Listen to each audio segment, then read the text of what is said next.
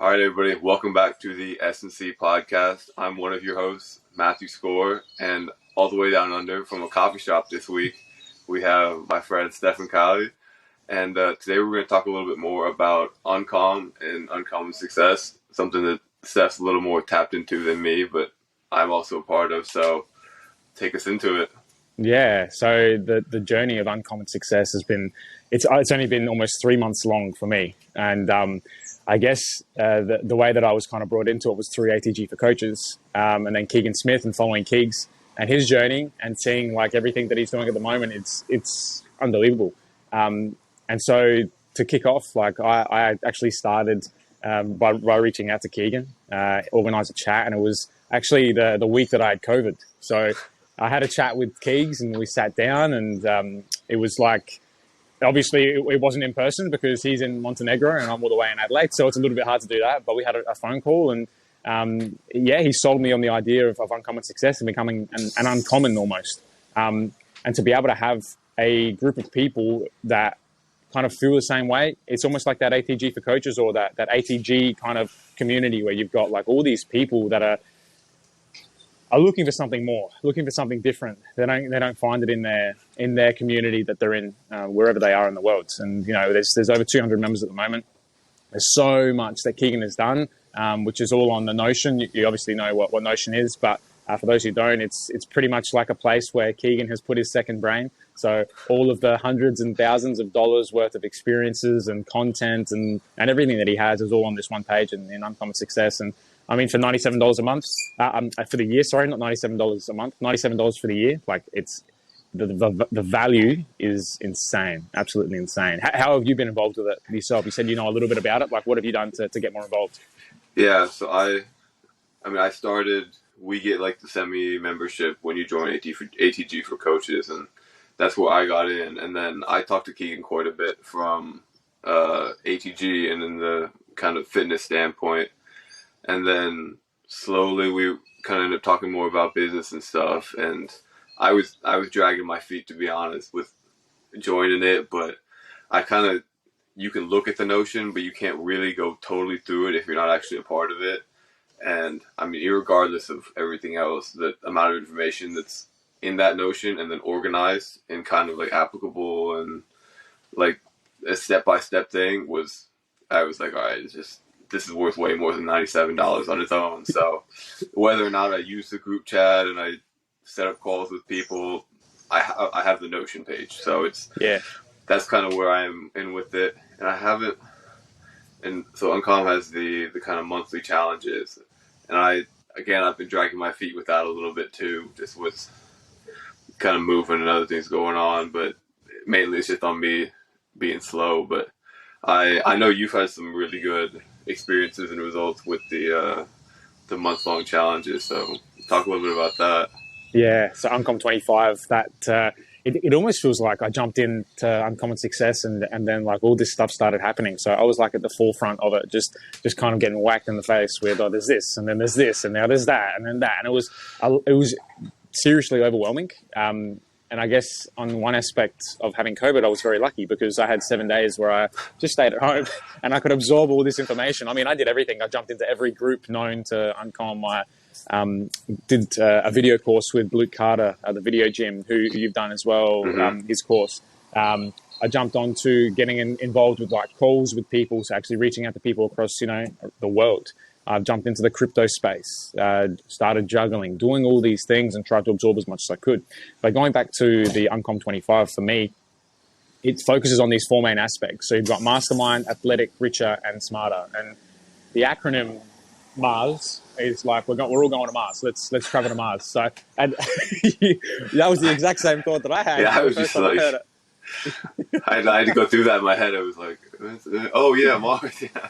Yeah. And that's how it all started. Like, and it is traveling to Mars. So masterminding, that idea of masterminding is having connections and communications with people, or developing your communication. So like what we're doing right now is we're connecting with each other, and we have the ability to be able to do that for this online, like because of online. So like, why not use it for a positive? So many people use it for that negative aspect of that distraction. Like, let's use it for a conversation, call people, have video calls with people. I mean, over the last 2 or 3 days, I've had probably 6 or 7 video calls or phone calls with people from all around Australia and all around the world. And it's not, people think that it's like, well, why do you mastermind for?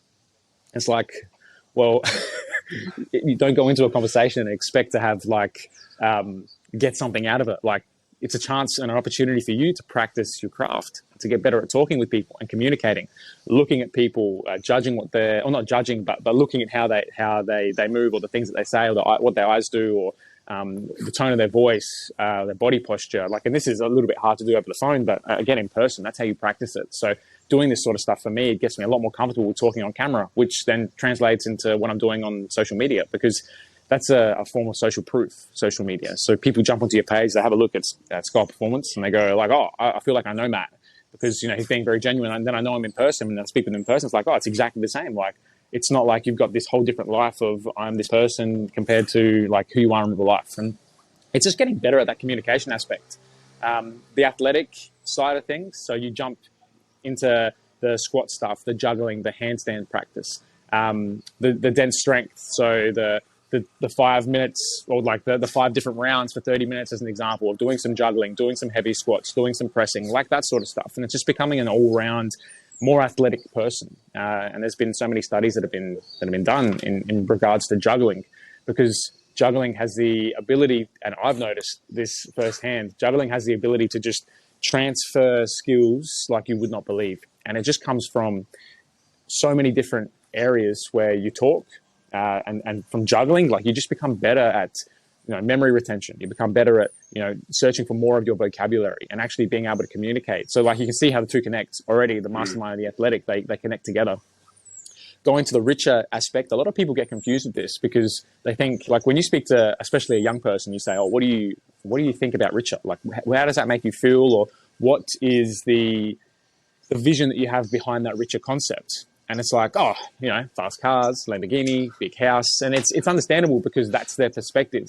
And again, it ties back in with the masterminding aspect, because it's like, well, try and get someone else's perspective when you talk with them. So try and understand how someone else is feeling. So then you can go, oh, I can understand. And you use that sort of, you can empathize with people. You can understand what they're feeling and how they're feeling about particular situations and what is rich to them. I mean, wealth is one thing. You got health as well. You've got fitness, or the ability to be athletic. You've got the ability to be, to read, to absorb information. People think that is what's rich to them. Ultimately, from the uncom perspective, it's cryptocurrency is one big part of it, and understanding how you can transition into that space. And you can kind of let your money do more work for you rather than putting it into a bank. And that's a whole nother topic, which we can save for later, but we'll just keep moving on. And finally, smarter. And the way that I understand smarter is the ability to ask better questions, so then you can get to your desired outcome. Because we're asking questions all the time as coaches, as people, as partners, as husbands, as wives, as family members. And a lot of the times we struggle to get the response that we want, because it's probably the way that we're answering that question. So how can you, or asking that question, sorry, how can we ask a question that someone might understand? Because we're all different personality types. We all absorb information differently as well. So like, some are visual learners, some are better at listening to things, and some are better at doing things. Some people are more direct. Some people are a little bit more kind of standoffish. Some people are a little bit more calculated. Like, you have to try and read and understand what sort of personality type you are to then be able to talk with that person. So in a very big nutshell, that's what Uncom is about, and that's what I've learned so far from Uncom. Yeah, I think it's a really cool thing, because it's so. I also think the dynamic between ATG for coaches and Uncom is cool, because those principles are kind of distilled down in the athletic portion of it, and then there's adding on top the mastermind and the smarter and the richer. And it's cool, because those are things that don't get touched on a lot of times enough, especially with how focused you can get in ATG for just learn more on the fitness. But having Keegan kind of spearhead how to charge what you should, how to make enough money that you can spend more time learning and masterminding, and then you're going to be more valuable, and then you can charge more. And it's a cycle like that. Once you get all four of those, especially if you get all four of those things going, you get into like instead of a negative reinforcement cycle, you get into positive, and then other people with like positive feedback and momentum. And it's a really cool thing in how you might like kind of stutter or sputter at the beginning and not make progress because maybe you're lacking in one area, but then things slowly, you just get going and going. And it's you can see when it makes that connection. Like I remember the day when the juggling kind of connected like into my brain and my ability. Like it just came to me. I'm like, whoa, that was awesome. Like, and that's from practicing juggling, and that's it. You know, and obviously doing a whole lot of other things too to be able to wire that connection stronger, and to make that connection stronger and to wire that part of my brain. And it's, you know, like people, it was so funny last night. I had my father-in-law's birthday, and my little niece, who's almost 1, I'm sitting there and like I bring my juggling balls with me everywhere. Like no matter where I go, like I got my juggling balls with me just because I'll just start throwing them around because it's like a great brain game and I call it the original brain game because you have the ability to just go, yep. And to stay away from your phone as well, that distraction. It's so easy to go like, oh, I'm doing these brain games, and then it's like, oh, what's happening on Instagram or what's going on Facebook or like Twitter? Oh my God! Like, but whereas this, it's just like you've got this connection using both sides of your body, both sides of your brain. And anyway, last night, my niece, like, I was just juggling, sitting in front of the fire, and she's turning around like this, and she's just like, and she's not even 1 yet, and she's just watching me like. what is this clown doing? But it's so interesting. So for her first birthday, I put my hand up to be the local clown for for the birthday, and I don't care, like because for me it's like it's an opportunity for me to use that as like that positive compound effect, which you kind of touched on a little bit because that's what it is. You know, I've done for the last 2 months talking about Uncom 25, and we've done May, then we do June. It's just positive compounding. You do 5 minutes a day. You do that every day. It turns into, you know, whatever it is, an hour over the week, or it might be even longer. I'm not sure. But when you view it in that perspective, instead of going like an hour straight away, and then you're fatigued, your brain's fatigued, your mind's fatigued, your body's fatigued, instead of just doing it like big kind of chunks, take little bites, like little micro steps. Keegs talks about it a lot in a lot of his podcasts and a lot of the chats that he has on YouTube. Like it's just about doing little small steps. And then it's small progress. And then eventually, like for me, I've gone from no juggling to 3-ball juggling to 4-ball juggling to now going into the 5th ball. And it's just like, that's how you do it. You can't just pick up 5 balls and go, well, look at me, I can do it. You might be able to, but it's a fluke. And it just happened. And that's what's happened with me too. I do, like now I'm getting so much better at 4 balls. But for me now, it's transitioned to 5 balls and it's a struggle because I've got it once. And then the pattern is just like, it's not ingrained yet. So I've missed a couple of steps. I need to go back and fill in those gaps. And to have the ability to fill in those gaps is like, you've got to be able to look at people. For me, I'm more of a visual and kinesthetic learner. So I know that I've got to watch things. I can't listen to things because I don't understand what people are talking about. And I want to know, like I want to look and do. So that's going to be the best way for me to learn. Does that make sense? Yeah, I think so. I learned how to juggle when I was pretty young. My dad could always juggle, so he taught me how to juggle. And one of the things that Keegan brought up, that I think is really cool. I think he just said it one time, and it kind of stuck with me. Teaching somebody else to juggle is a really cool experience. Like somebody, even if you don't know them that well, like I've taught a fair amount of people to juggle, just like years before ATG and Uncom and everything. Just 'cause it was like, oh, I can juggle, and then they're like, oh, I want to juggle. It was like, yeah, I could teach you how to juggle, and so it's.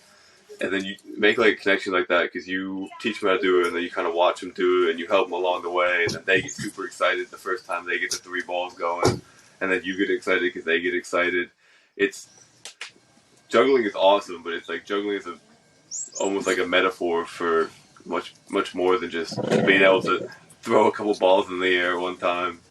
Yeah, I had when I was a kid. So when I was last year at school, I was actually school captain at my school, and that's the first time that I started juggling. I'd practiced probably 3 months beforehand to juggle 3 balls, and I used it in my speech, like my first speech in front of the whole school. So it was like 1,500 people with students and teachers, and I started talking, and I took my blazer off and handed it to the teacher next to me, and I just started juggling, and everyone's looking at me like, and that was the first time that I got like more than 10 juggles, and I used it in like a metaphorical way where it's like, you know, juggling is so like it's so transformative into life because it's like you're juggling your family, you're juggling your school life, you're juggling your sport, you're juggling your social life. Like there's all these things you got to juggle, and sometimes you drop a ball.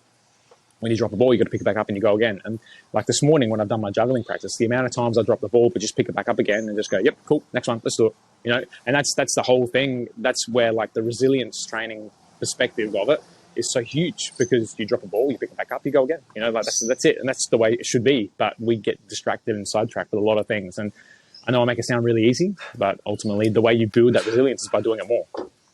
Yeah, it's the same. It's that same sort of uncomfortableness that you get in all four of those. All four of the, I don't know what you call them, quadrants, sections of uncom. Like it's like the first, it's uncomfortable to like, talk to somebody for the first time and get to know them and like kind of read how people react to different things. Like I'm sure it was uncomfortable for both of us the first time we talked on live, and now it's just like whatever, we'll hop on the podcast and we'll talk about it for 30 minutes, no problem. And then, I mean, the richer side in general is just kind of an uncomfortable thing to talk about, and then getting smarter. It's harder to sit there and be like, yeah, I'm a bit of a bozo on this. I need to learn that more athletic. Athletic is the hardest for me, because it's, especially if you get good at something and then you realize, oh, I'm actually pretty bad at this. Like I need to go way back and kind of undermine my abilities and build a real base. So that it's cool to get that practice of being bad at something and doing something that's uncomfortable and a whole bunch of different aspects, and just building that skill up. Well, Keegan spoke about it like when I first started. This was a big thing for me, where it's like you want to be good at something, or you want to do something different, or just become better at something, become better at your craft, your trade, whatever it is. Like, don't do what 99% of the population is doing, because you're going to get 99% results like of what everyone else is doing. So do what 1% of the population is doing, and then you'll start to see results. And so if that means juggling, if that means diving into crypto, if that means, you know, reading particular books or connecting with people, like doing what we're doing now, or connecting with other people, like I can't count how many calls I've had with people from around the world at the moment. And like you said before, when we first jumped on that first Instagram live, like it would have been really like if we go back and watch the first one, it's like, and so it's like, but that's how you get better at things, is by the more mistakes you make, the closer you get to whatever it is you want to get to. You're never going to get there, but you're always going to kind of like climb up and reach that goal. And it's the same with I guess from all those perspectives, the mastermind, athletic, richer, smarter, the more mistakes you make, or the more no's you get, the closer you get to that yes. Like, and that's a big thing that I've learned, all about rejection, building resilience, and being like confident and comfortable with who I am. Like right now, I'm sitting at a coffee shop, and if I started doing this, I would have been looking around and worrying what everyone was saying about me, or talking or thinking. It's like they're in their own conversations, they're in their own world. Don't worry about it, you know. And no one's going to remember me sitting here. But it's very me centric. Mm-hmm. It's all about me. And so you're thinking about like that all the time. Me. So, you know, you got to get used to just being like, whatever, just do it. Just get on with it and allow it to positively compound day by day by day. And you just become this sensational human being. Yeah. Now I need to go try my 4 and 5 ball juggling. I'm pretty good with the I've got 4 here. Yeah. Just tossing through the screen. Yeah.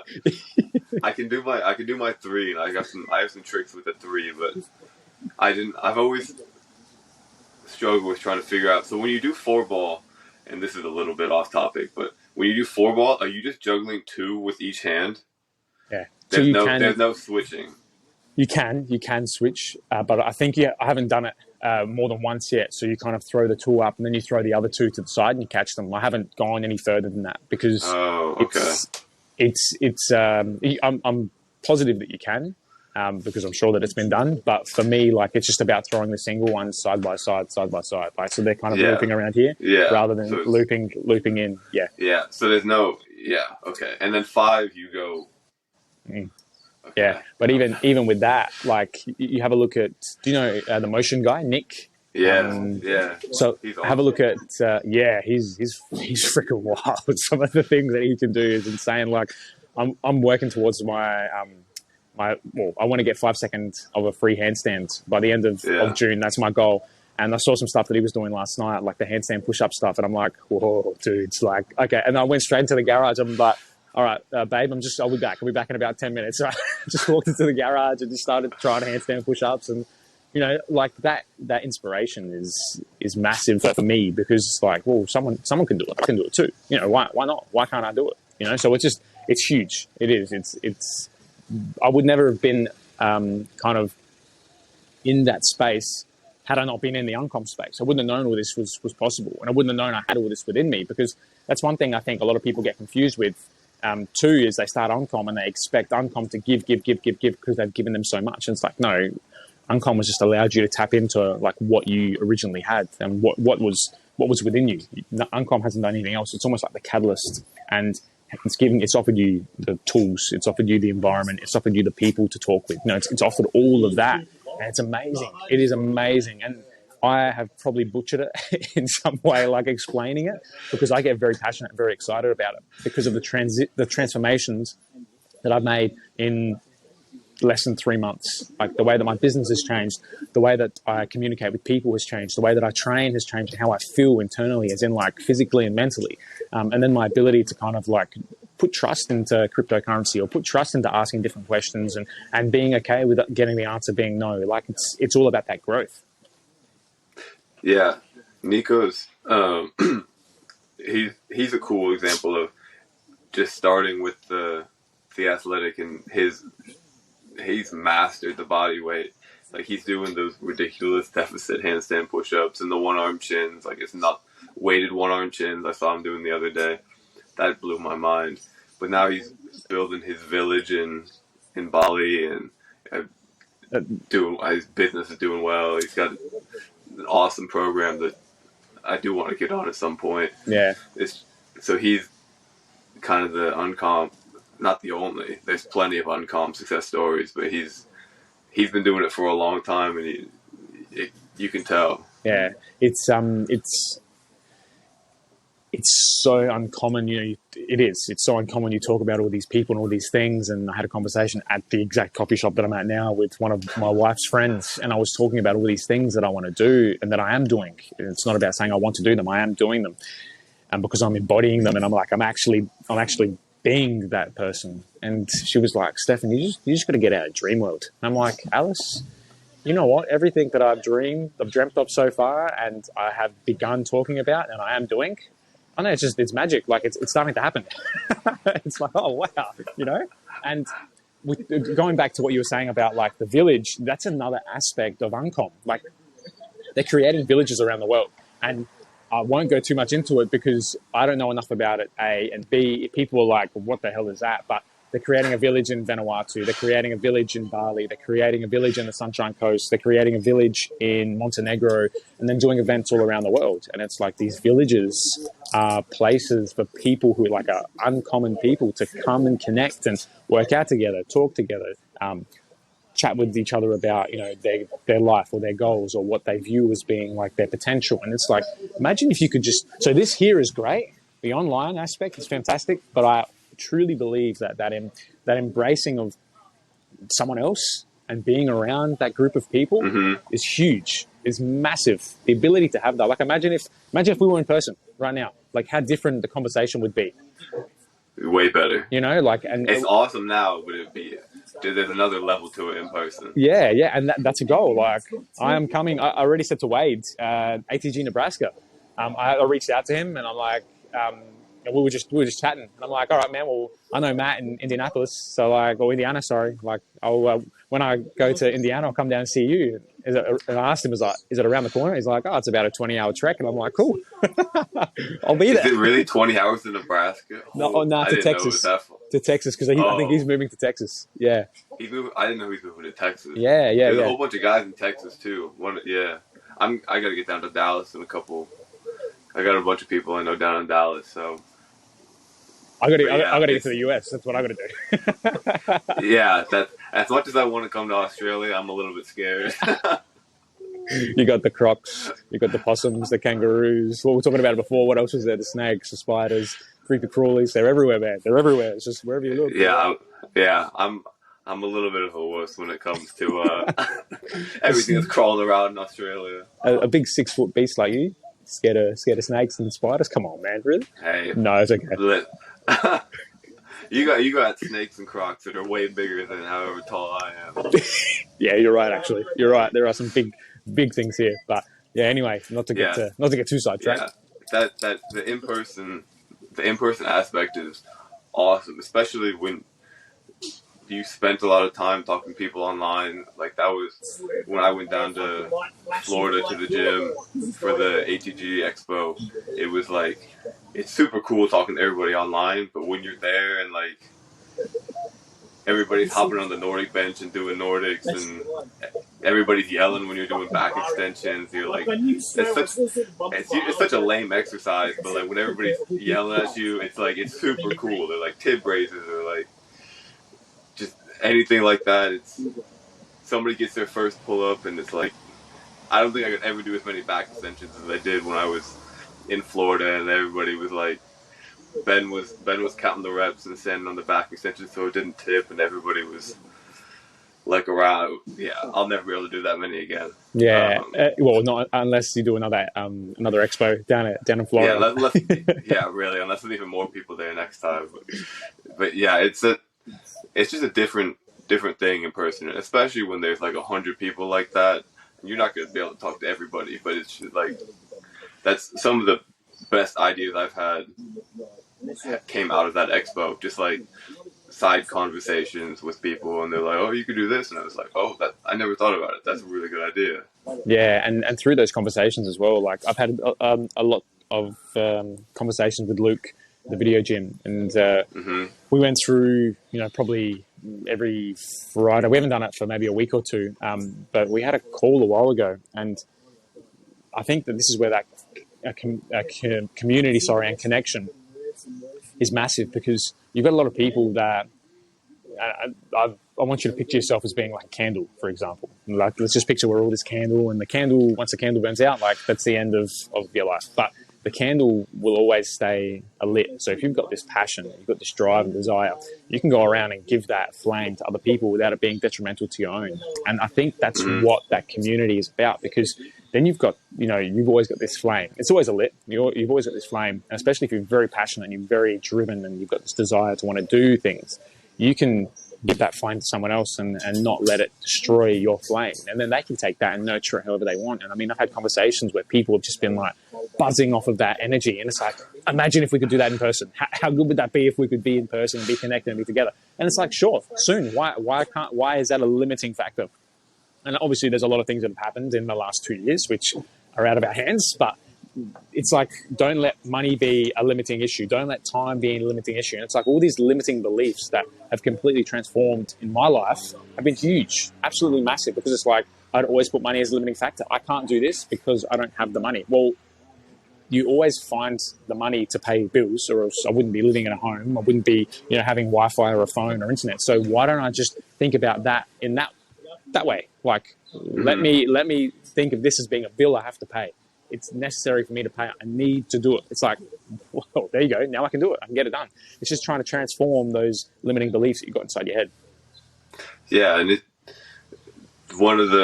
we talked about Nico, and like, I guess Graham, the barefoot sprinter, is one of the other guys who've gone big, and I don't even know where he lives anymore. He was in North Carolina, but he's in California and Texas and St. Louis, and he's just everywhere. So some people think like, oh, I can't travel because I gotta work in person.